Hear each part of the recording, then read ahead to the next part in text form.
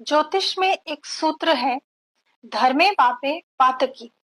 इस सूत्र के अनुसार यदि किसी जातक की कुंडली में धर्म स्थान यानी नवम भाव और पाप ग्रह यानी शनि, राहु, केतु, मंगल, कभी कभी सूर्य का भी संबंध हो, या यदि पाप ग्रह नवम भाव में बैठे हो, या धर्मेश यानी नवम भाव का स्वामी पाप ग्रहों से पीड़ित हो, तो उस जातक में पातकी यानी पाप करने वाला, अधर्म की ओर झुकने वाला स्वभाव उभर सकता है।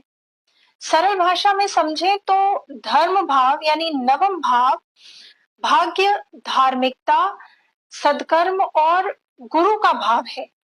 जब इस भाव पर शुभ ग्रह जैसे बृहस्पति, चंद्रमा या शुक्र हो तो जातक धार्मिक, पुण्यात्मा, दानी और सदाचारी बनता है। लेकिन जब यहाँ पाप ग्रह आकर बैठ जाते हैं या धर्मेश को परेशान करते हैं तो धर्म का स्वरूप बिगड़ जाता है। इस स्थिति में जातक अपने धर्म या कर्तव्य से विमुख हो सकता है, गलत मार्ग पर जा सकता है, अधर्म से लाभ लेने की प्रवृत्ति रख सकता है। कभी कभी ऐसा व्यक्ति समाज में धार्मिक दिखने का नाटक करता है, पर भीतर से पाप की प्रवृत्ति रखता है।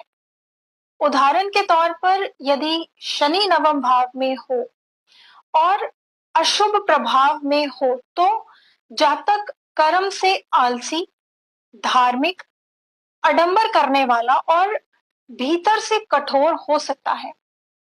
वहीं यदि राहु नवम भाव में हो तो जातक झूठे गुरु या अंधविश्वास में फंस सकता है। और यदि मंगल नवम भाव में पाप युक्त होकर बैठा हो तो जातक धर्म के नाम पर हिंसा या कट्टरता दिखा सकता है।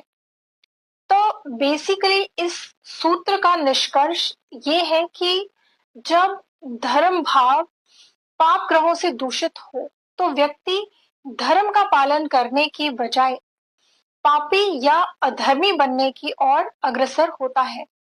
Stay tune for more. नमः शिवाय।